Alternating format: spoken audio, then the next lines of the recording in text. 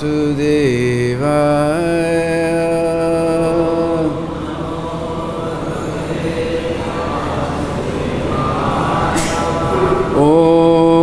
Namo Bhagavate Vasudevaya.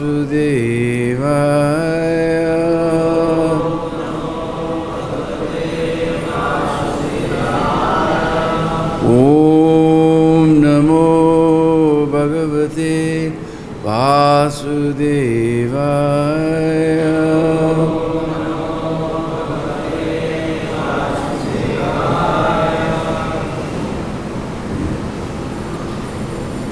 So Srimad Bhagavatam, continuing with most famous verse,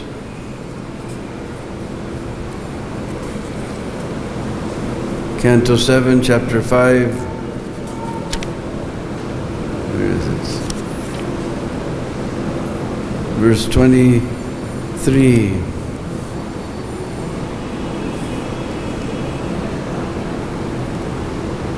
I forgot my glasses, sorry. Sri Parada Uvacha Sravanam Kirtanam Vishnu Smaranam Padasevanam Archanam Mandanam Dasyam Sakyam Atma Nivedanam. So today we're discussing Atma Nivedanam, the ninth process of bhakti.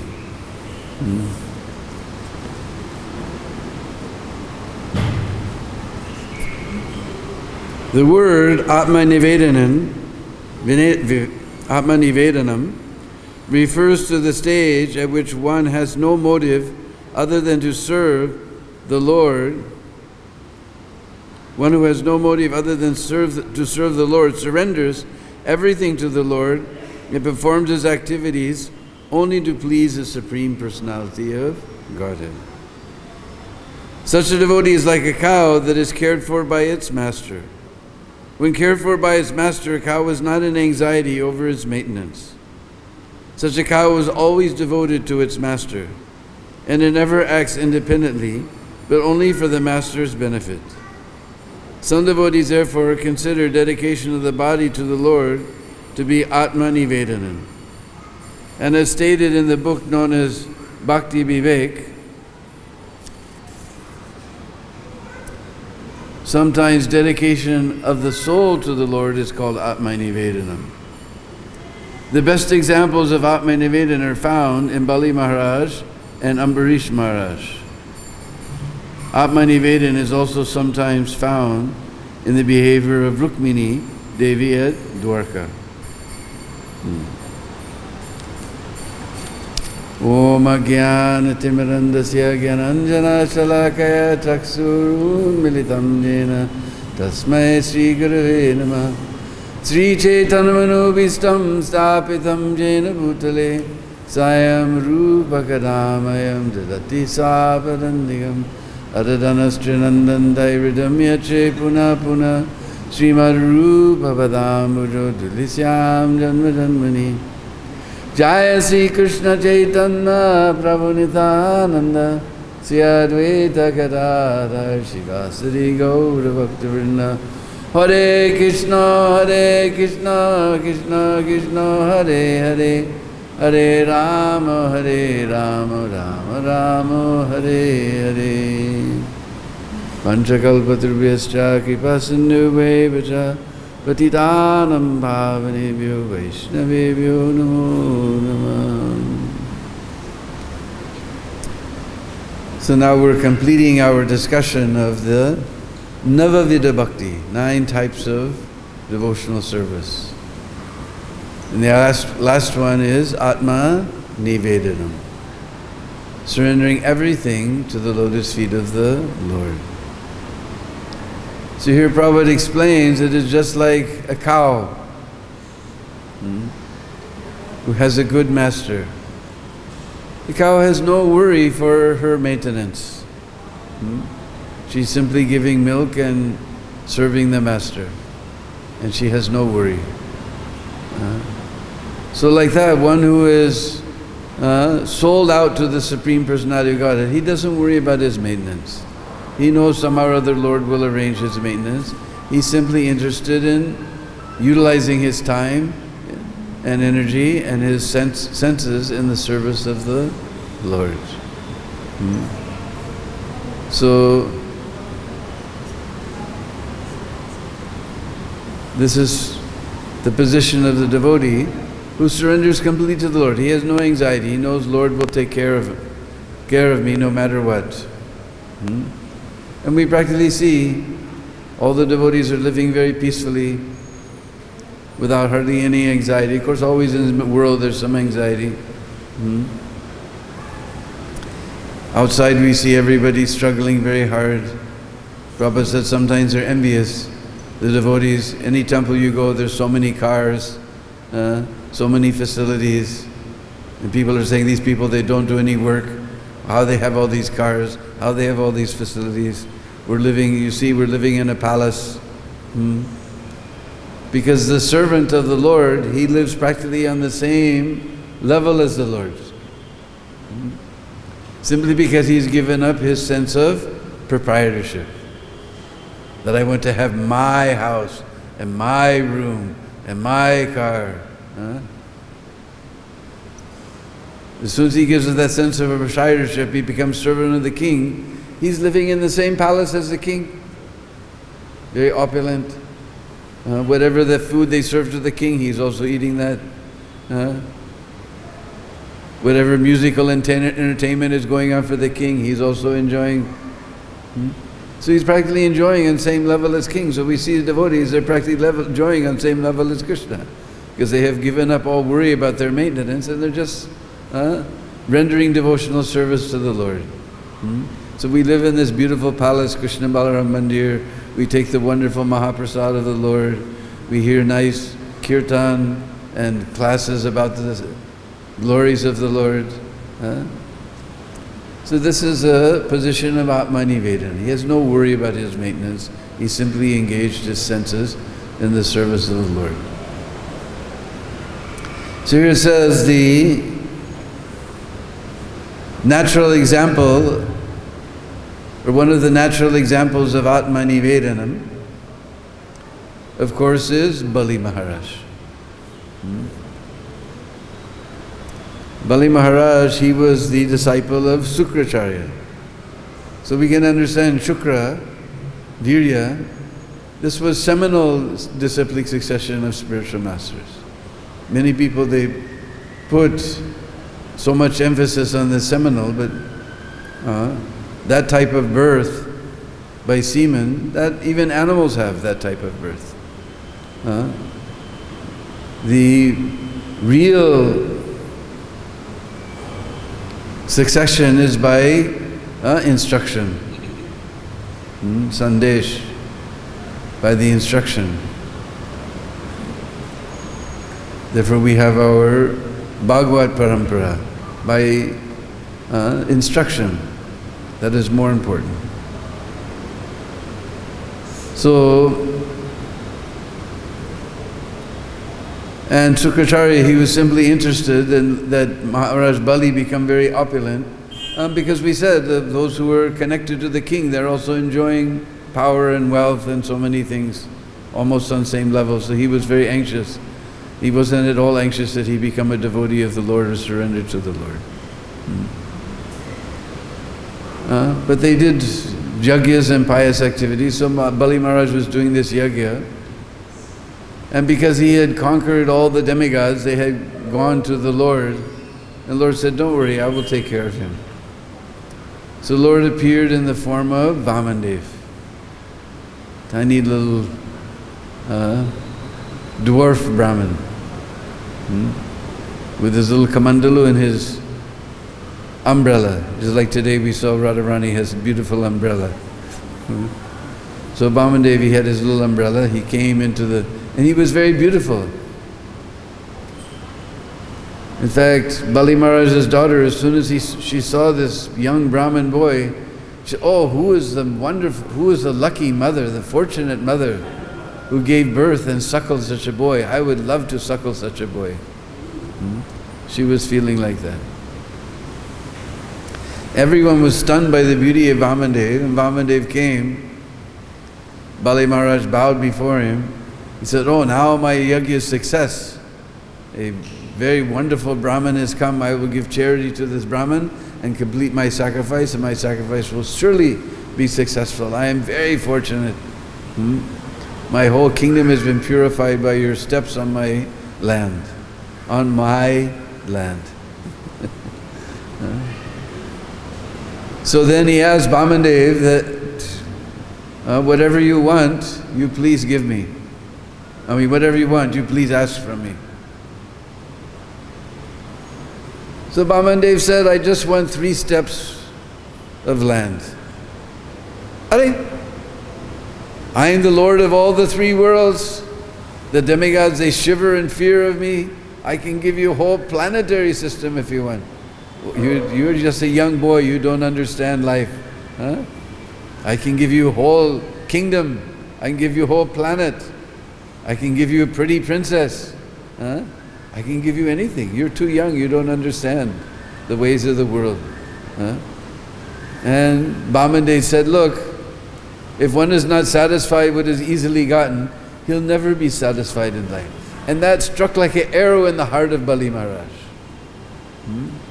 These words struck him because he realized he himself, he had everything, the control of the 3 worlds, still he wasn't satisfied. Then he can understand this is not ordinary Brahman. And Sukracharya, he became worried. Perhaps Vishnu has come in the form of this Brahman to take everything away. So he said, "Don't give him anything."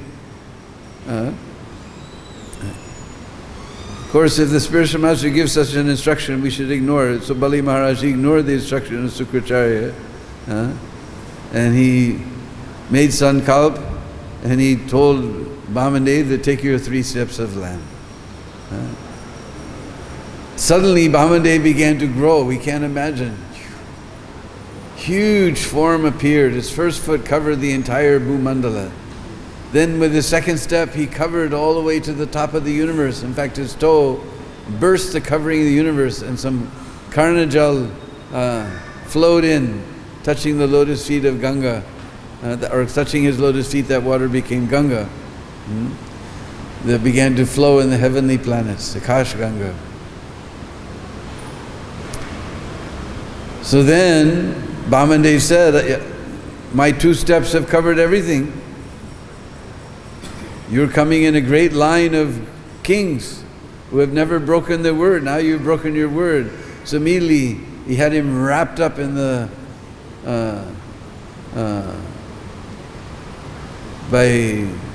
who was the name of the serpent? Basuki, I think, and the ropes of Varuna. And he began to criticize it. You have every king in your line has always fulfilled his promise. Now you have broken your promise. You're the lowest among men. This time he began to criticize him like anything. So then Bali Maharaj said, "My dear Lord, my promise should not go in false. By your 2 steps you have shown me that I was falsely thinking I am the proprietor of everything. I was falsely puffed up. By your instruction you have told me that even if one gains the 3 worlds, he'll never be satisfied. Now I see all these things.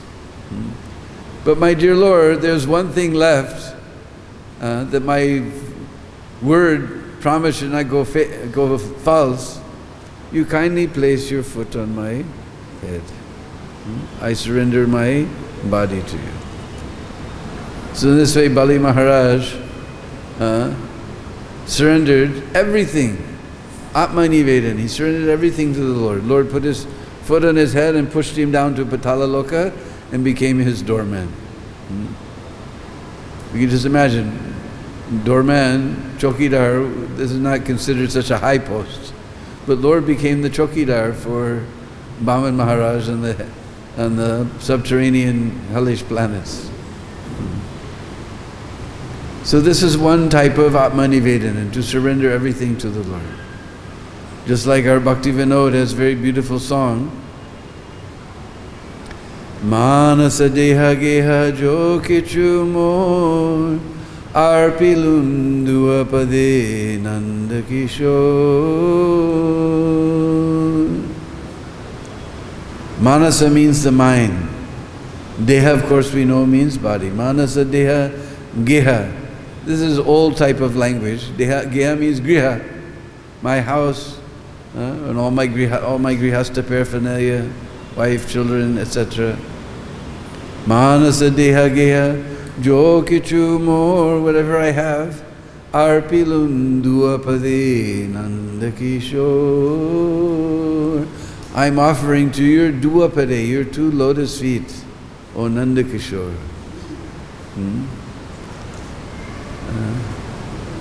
So this is the sign of Atmanivedanam, surrendering everything to the lotus feet of the Lord. Because ultimately we'll surrender everything to the Lord anyway. When the Lord appears in the form of death, everything will be surrendered. It's not that, oh, I'll take my nice car with me, my nice house with me, my big bank balance, all my investments, they will go with me. No, they will stay here.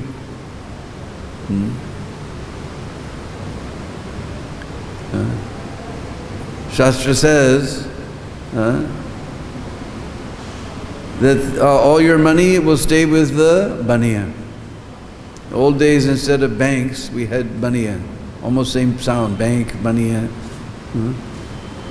Now we have banks. So all your money is not going with you, it will stay in the bank. What about my house? Your house, it will remain where it is.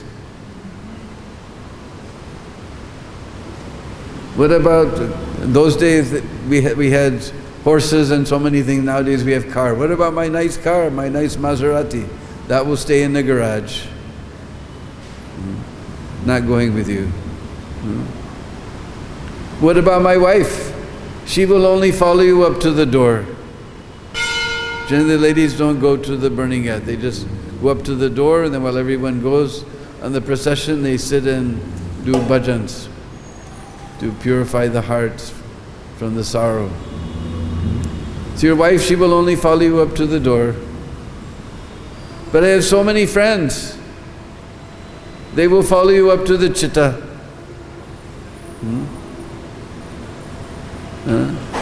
And they're all so-called friends, are all thinking, oh, finally the old guy kicked off. Good riddance. They're all thinking like that. Jai C.C. Gornitai Krishna Baldao C.C. Radha Shyam Sundar Ki Jai.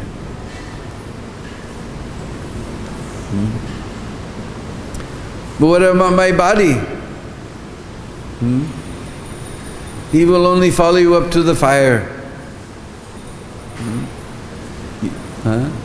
So then you will go alone. None of these things will go with you.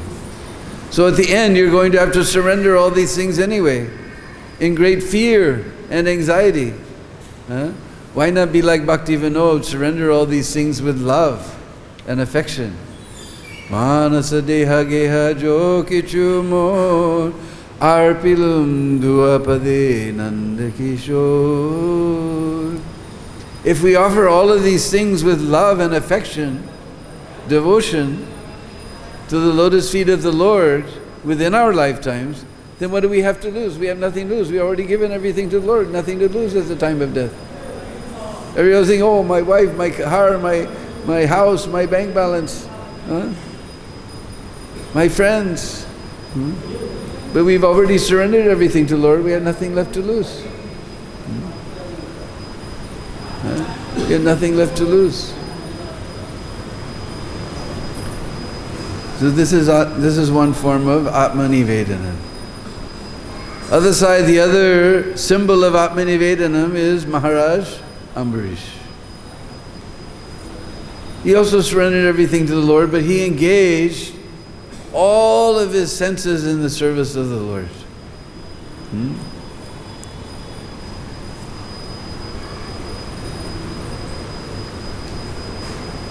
He used his feet to go to the temple and take darshan of the Lord and dance for the Lord. Use his hands to play the kartals and to touch the lotus feet of the Vaishnavas. to serve the Vaishnavas. He was such a humble king, perhaps he even took the broom and began to sweep the floor of the temple with his hand. Just like one time, there was one very poor fellow. And he was seeing that all the big industrialists, mercantile men, they're coming, they're giving gold crown to the Lord, beautiful silk dresses for the Lord, beautiful diamond jewelry for the Lord. And he's thinking, I'm poor man, what can I do? I have nothing to offer to the Lord. He was crying. So he went to the sadhu, and sadhu said, why you're sad? He said, I'm seeing all the rich people, they do so nice service to the Lord. I have nothing, I cannot serve the Lord. So that sadhu said, look, bring me a knife, big chopper. I will cut off your left hand and I will give you 1 lakh rupees for that left hand. The guy says, what? All right, I'll give you 2 lakhs. What? Maharaj? All right, I'll give you 3 lakhs. What, Maharaj? All right, I'll give you 5 lakhs. What, Maharaj? I'll give you 10 lakhs. What, Maharaj? So you're saying you don't have anything. For your left hand, you won't even part with it for 10 lakhs, and you've still got the right hand, which is more useful. For 10 lakhs, you're not ready to give up left hand, and you've got 2 hands, and right hand is more valuable. So you can't tell me you don't have anything to offer the Lord. You grab a broom and you go and sweep the floor of the temple. Yeah? So nobody can say, I'm unable to serve the Lord. Yeah? So in this way, Amrish Maharaj, he uses ears to hear the glories of the Lord, spoken by the pure devotees, to hear the kirtan of the Lord. He uses eyes to see the beautiful forms of the deities and the festivals of the deities. He uses nose to smell the garlands and everything offered to the deities. Uses tongue to glorify the Lord and the devotees of the Lord. Uses tongue for tasting the Mahaprasadam of the Lord. Uses body to rub up against, the sense of touch to rub against the bodies of the great Vaishnavas. Did I miss anything? In this way, he engaged everything he had in the service of the Lord. This is another type of Atmaniveda. One is to surrender everything, other to utilize whatever we have, all our senses, in the service of the Lord. Actually, our Amrish Maharaj, I've heard that his kingdom was in Madhya Pradesh, in a place now known as Hoshangabad. That time it had another nice name. Now it's become a bad place, Hoshangabad. But anyway, he came here to Braj to perform Kartik Vrat, not Kartik, Ekadasi Vrat, for 1 full year. And that place is there, not far, very close by from here, in Madhuvan. This was in Satyug, so this Madhuvan is famous even in Satyug. Amrish Maharaj decided to follow the Ekadasi Vrat for 1 full year, very carefully. So Bhagavatam says, Vratante Kartike Mase Triratya Samuposita. The Kartike, in Kartik month he started his Vrat. Following all the 2 Kadasis of Kartik, the next month, for 1 full year, 24 Ekadasis. In case there was a leap year, then there was 26 Ekadasis. He followed all very faithfully. So finally again Kartik came, so he was going to break his fast, and just at that moment Durvasa Rishi appeared. So Amrish Maharaj was overjoyed, just like Bali Maharaj when he saw this beautiful Brahman has come to his sacrifice.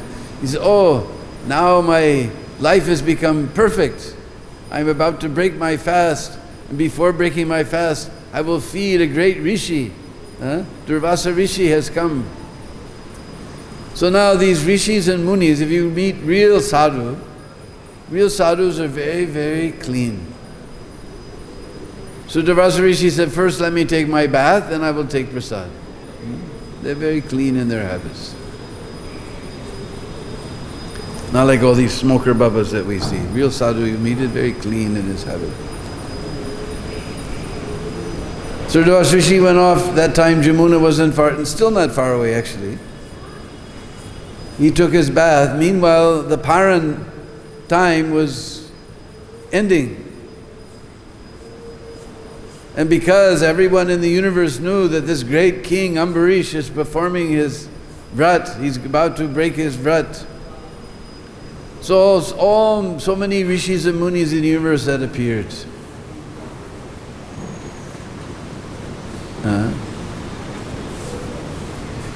For this, they wanted to see this great sacrifice of Ambarish Maharaj.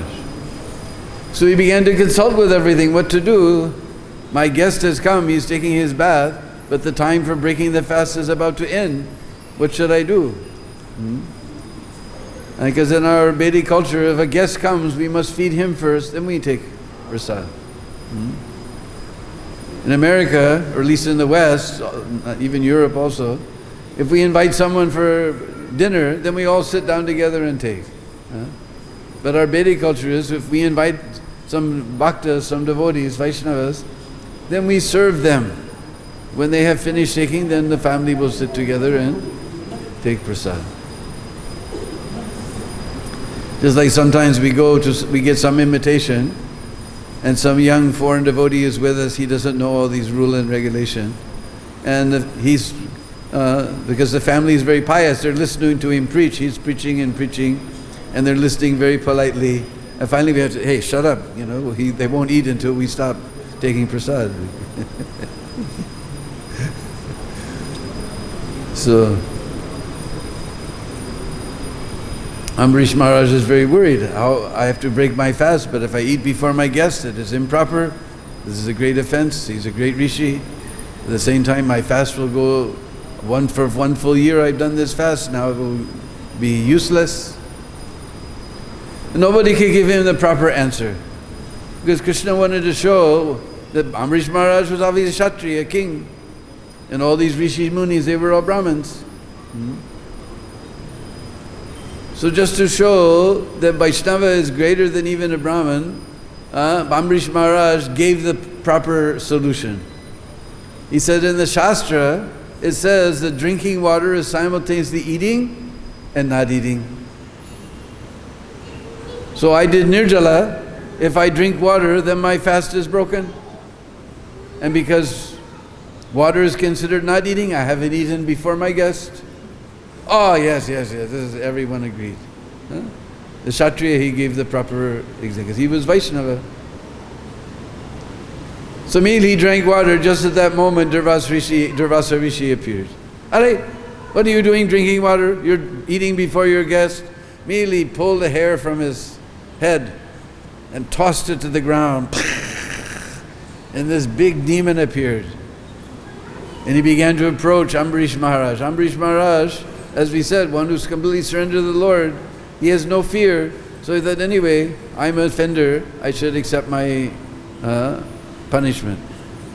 But although, Shastra says, although devotee does not take offense, the Lord does not forgive anyone who offends the devotee. So immediately Lord, in Vaikuntha, he sent his Sudarshan Chakra. He just cut that demon to pieces. And because that demon had been sent by Durvasa Rishi, then that chakra started to pursue Durvasa Rishi. Durvasa Rishi began to run. This chakra right in his back. He ran up to Indraloka, and Indra said, "Are bhai, ye to Vishnu ka chakra hai, hum kuch nahi kar sakte, I can't do anything." Then he went up to Brahma, and Brahma said, "Ye bhai, ye to Vishnu chakra, what can I do?" Then he went up to Shivalok. The Lord Shiva said, "Ye to Vishnu chakra, nothing I can do." And then he went all the way up to the Vaikuntha. His chakra was coming behind. And he came to Lord Vishnu, and Lord Vishnu spoke by his own lotus mouth. Most amazing thing he spoke. Aham bhakta paradino. Adin means to be under the control of. Lord, by his own lotus mouth, said, I'm under the control of my devotees. Aham bhakta paradino. I'm completely under the control of my devotees. Nothing I can do about this chakra. Only the devotee can stop it. It's out of my control now. I'm under the control of my devotee. Aham bhakta paradino. By his own lotus mouth, Lord spoke these words. He said, Sadhunam hridayam mayam, sadhunam hridayam tvaham, maranyate na janati na tevyo managapi. All the sadhus are living in my heart. And I'm in the heart of the sadhus. Are? How is it possible? Lord is in the heart of the sadhu, and the sadhu is in the heart of the Lord. But these are the inconceivable pastimes of the Lord and His devotees. Maranyati na jananti. They don't know anything except me. The Ambrish Maharaj thought, anyway, whatever, Lord, I accept my punishment. He was just surrendered. Na tevyo managapi. And I don't know anything except them. Wonderful verses in this part of Srimad Bhagavatam. So then Durvasa Rishi, he ran back down to Madhuvan. This chakra was just behind him. He came to fall on the feet of Ambrish Maharaj. Ambrish Maharaj fell on his feet. As soon as Ambrish Maharaj fell on the feet of Durvasa Rishi, that chakra, he went back to Lord Vishnu, Vaikuntha. So Durvasa Rishi understood, although this king, again the same lesson, he's a Kshatriya and I'm a great Rishi, but still Vaishnava was greater than the Brahman. He learned his good respect, how to respect Vaishnavas. So that happened just here in this Madhuvan, not far away from here. This Madhuvan is even famous from Satyayug. So these are the two famous examples of Atmani Vedanan. One surrendering everything to the Lord, one is utilizing all of our senses, that is bhakti-yoga. Yoga means to link. Everybody thinks that yoga means to turn oneself into a pretzel. Actually, when I was young, more than 50 years ago, our idea of yoga was somebody sitting on a bed of nails. Sitting like this, lotus position on a bed of nails. That was what the word yoga means. Now you hear the word yoga, then you think of some young girl with tights on, tight t-shirt on, sitting in yoga position. Now that's what yoga means. But actually the word jog means to link. The ultimate goal of yoga is to link ourselves with the Lord.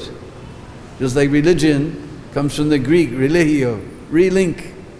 And almost you can understand, religio, relink. To link ourselves with the Lord. So bhakti means that we take all of our senses and link them with the Lord. We don't say that you stop talking. We say you stop talking all this nonsense. Everybody talking cricket, cricket, cricket, and all over the world talking Trump, Trump, Trump. You stop all this nonsense talking, you talk about Krishna. We don't say that you don't dance, you stop all this break dance, disco dance. You do nice Swami step dance for the pleasure of the Lord. We don't say that you stop singing, you stop singing all this nonsense cinema song. You sing nice songs for the Lord. We don't say you stop hearing.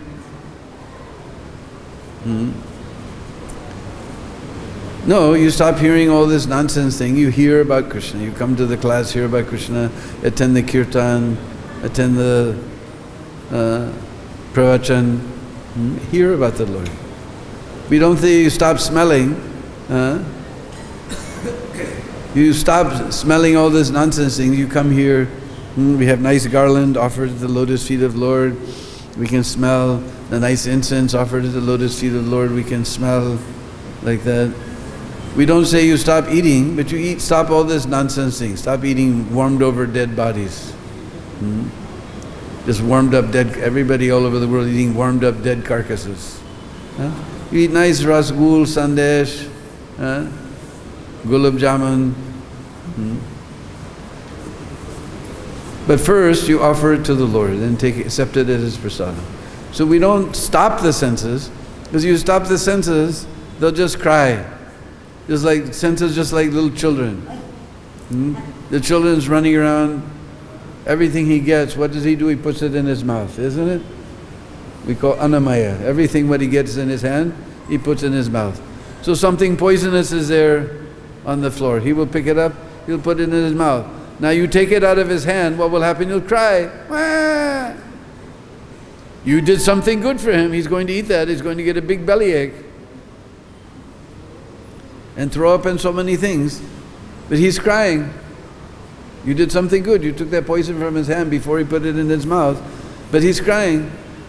But if you take that poison away and you give him some nice Lego set where he'll learn coordination and design and so many things, he'll develop. It'll be good for him. He doesn't care. You took one thing away, you gave something better. He's satisfied. So senses like that, if you just stop them, wah, they're just crying.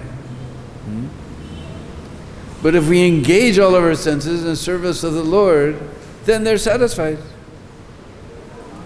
And only that, we become purified. We become close to the Lord, relink, yoga, to join. And just imagine, Krishna is pleased. He said, Bhakti-yoga vijanati. I can only be known through devotion. Krishna is more pleased by devotional service. Just imagine, I come to your house and I sit down on your couch. I don't look at you, I'm looking at my nose. I don't talk to you, I don't listen to what you have to say. I don't give you anything to eat. How impressed you'll be. What is this guy? But if I come to your house, I sing nice song for you, I do nice dance for you, I give you something nice to eat, like that. I bring you nice flowers. Oh, how impressed you'll be. How impressed you'll be. So Krishna is like that. You just sit like this. That is what we do with the bad student. There's some student always acting up in the class, so the teacher puts him in the corner. You sit in the corner, don't speak, don't talk, don't move. So at least he stopped. That is negative. He stopped all his nonsense disturbance in the class. But if there's good student, then teacher will say, all right, today you become the monitor. You come and you explain the lesson today. That is positive engagement. So this is positive engagement, engaging all the senses in the service of the Lord. This is practical. Prabhupada said, this is practical samadhi. This samadhi, just sitting and thinking of the Lord. Prabhupada said, I saw so many yogis. Because eye has to be half open, half closed. Because if it's open all the way, then you'll be distracted by all this thing out here. And if it's closed all the way, then I saw so many yogis. He's not in samadhi, he's sleeping. So this is practical samadhi, all day long engaging ourselves in the service of the Lord. This is actual Atmanivedana. So this is practical process. Other thing I wanted to say was, I was listening in the classes, all this question comes up, any one of these processes of bhakti can give us liberation. Navavidha bhakti.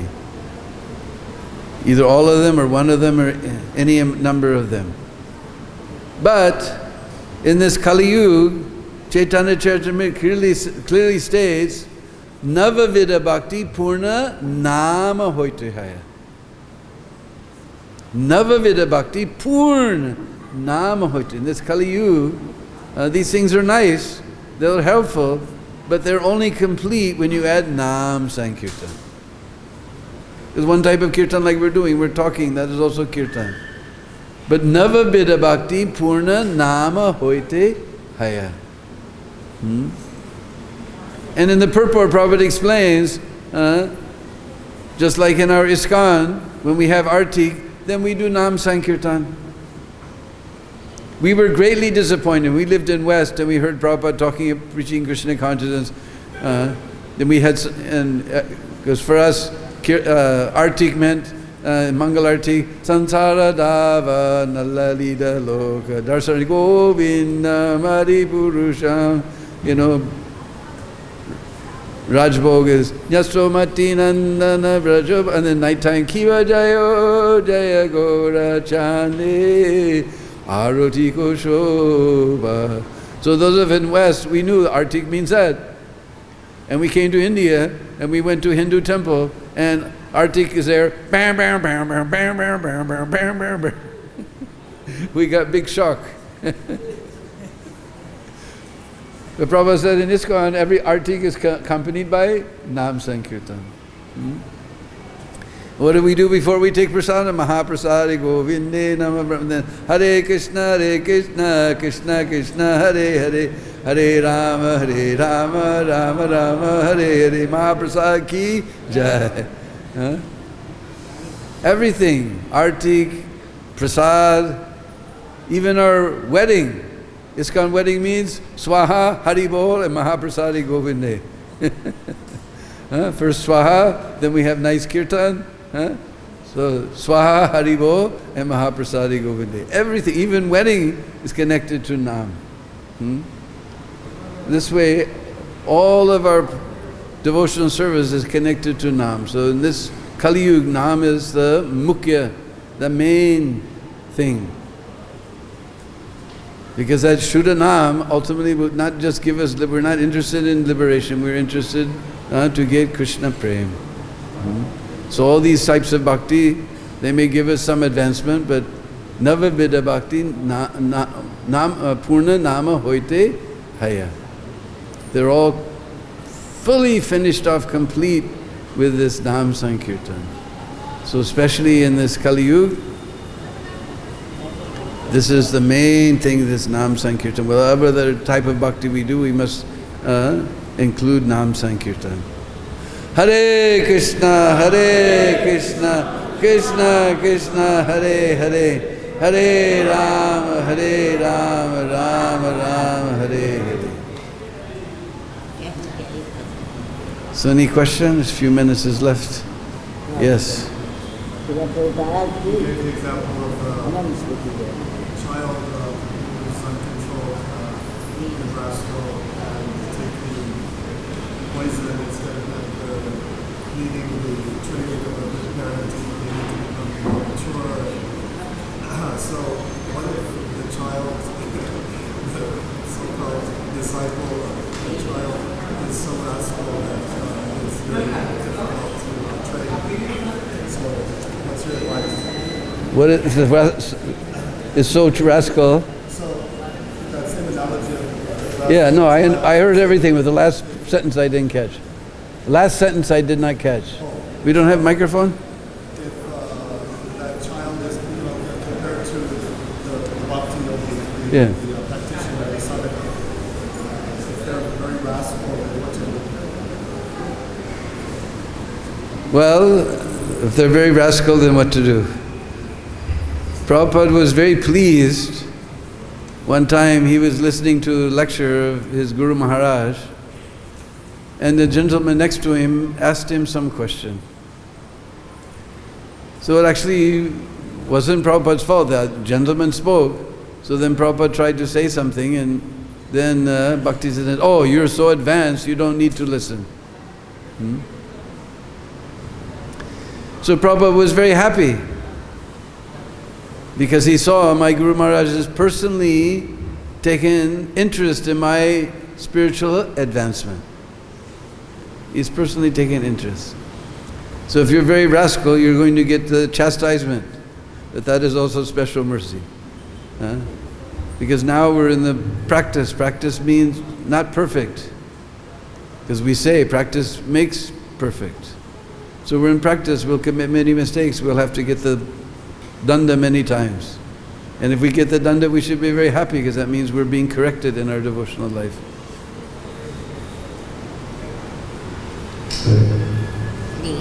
Some other questions there? Sundarlal. Thank you very much for the wonderful class. You mentioned that Bali Maharaj surrendered to the Lord fully. But there is a question asked by Parishit Maharaj also, then why he was arrested and bound by Varuna, ropes of Varuna. He was supposed to be arrested because he surrendered. No, first he was arrested, then when he was arrested, then he surrendered. He said, he couldn't do anything. Then he said, my Lord, only this is left. He was bound up first. Was this fine afterwards? No, before. Yeah. This question is asked by... Is it? I don't remember that part.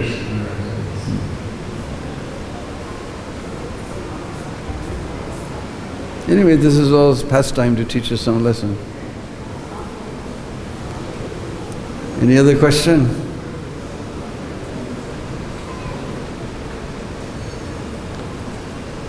So if there's no other questions, we can all fall down at the very soft and wonderful lotus feet of that great personality who's engaged us in all the Navabhida Bhakti along with Nam Sankirtan. Srila Prabhupada ki jai.